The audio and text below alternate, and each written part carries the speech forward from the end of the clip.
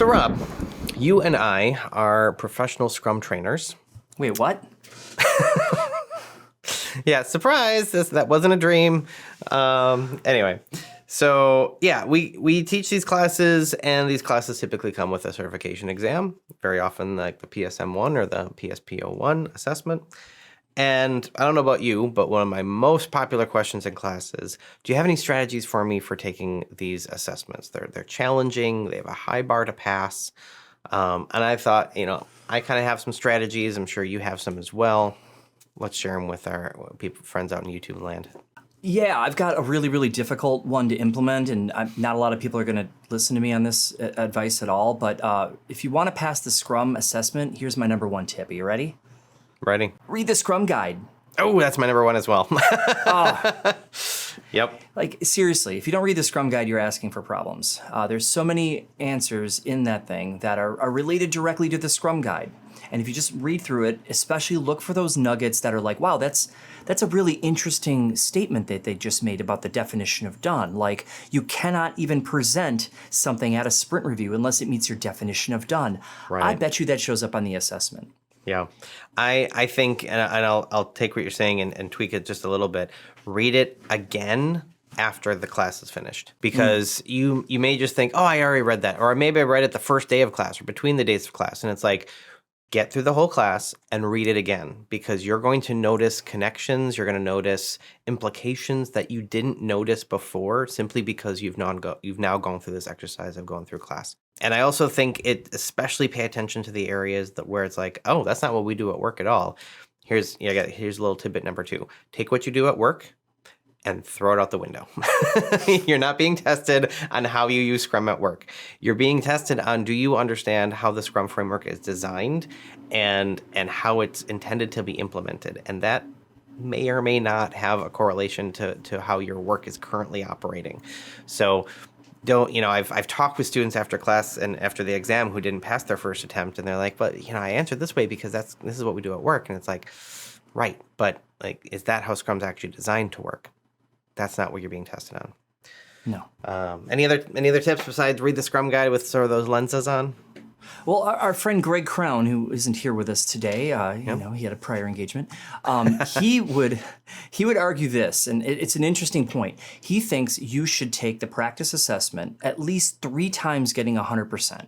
Yeah. Okay, and he has a couple reasons for this. One, you're going to really start to see how these questions play out.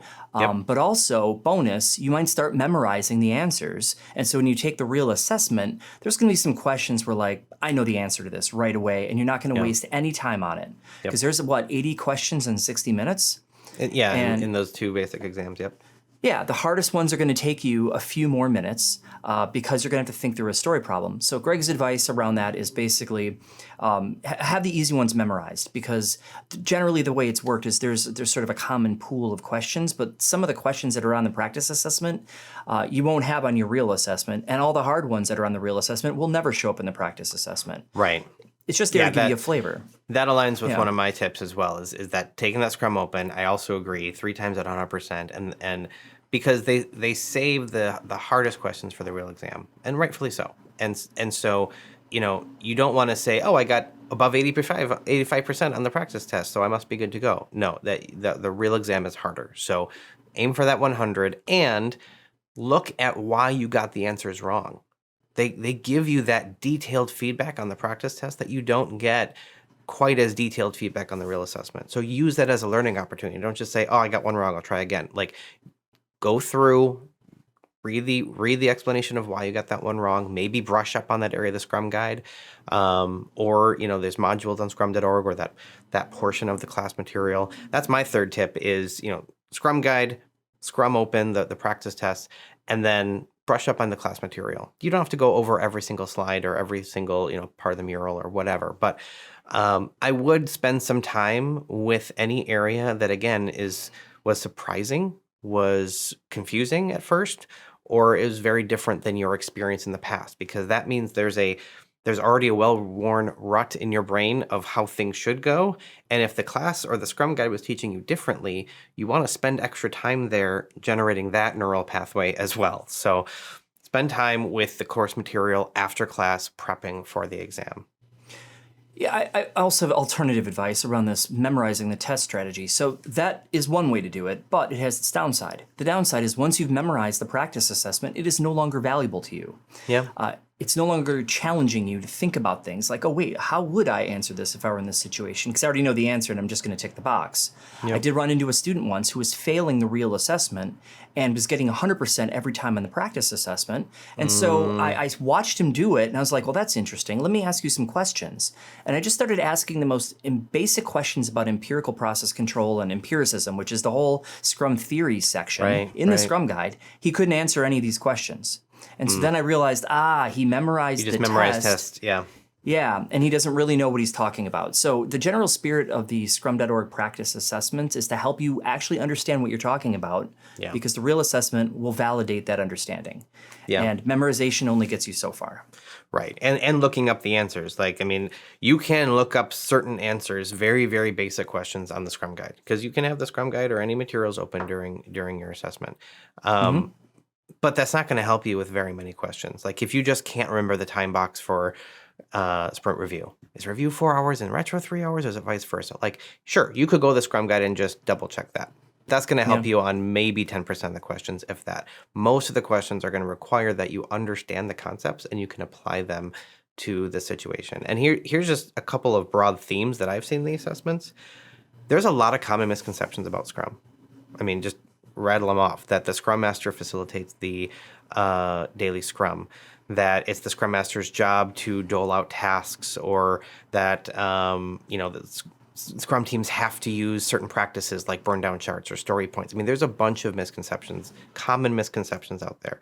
And part of the thing that the assessment is assessing you on is, are you buying into these common misconceptions, or do you understand the Scrum framework as it's actually designed, that daily Scrum is for the developers only, for example, or that they're the only ones that have to be there, that those complementary practices are optional tools, and that you don't have that whatever technique works best for the team is what they should use, things like that. So make sure you understand those anti-patterns, those misconceptions, and what the real answers are, that it's not just, oh, we use story points, therefore every team has to use story points, stuff like that. Sure. Yeah, keep those cheat sheets open. Have the Scrum guide open maybe as a PDF so you can search on it, and also have a copy on your desk that you've printed and you've highlighted things on. Yeah. Open book, open notes. Yeah, I think that's fine. Use the resources that you have. I wouldn't go to the guide for every single question, or you're going to blow your time box. But for those quick and easy ones where I just read that, it's right here. Yeah, no harm in that. I think the last thing is that I would say is that, standard test taking for multiple choice, try to eliminate obviously wrong answers. There isn't a role called project manager in Scrum. There isn't a steering committee. There isn't one size fits all tool or technique for any of these events. Just eliminate the bad answers, and then take a look at, try to put different big ideas in Scrum that I sometimes talk about. That's a whole other video in itself. I guess that's our next topic. But empiricism, big idea in Scrum. Scrum values, big idea in Scrum. Done increment, the whole point of Scrum.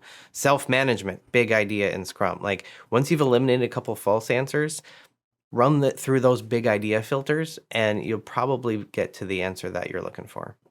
Yeah, and I would love to hear if anybody else has any alternative answers. If they want to just drop them into the comments down below, that would be super fantastic. Leave them below.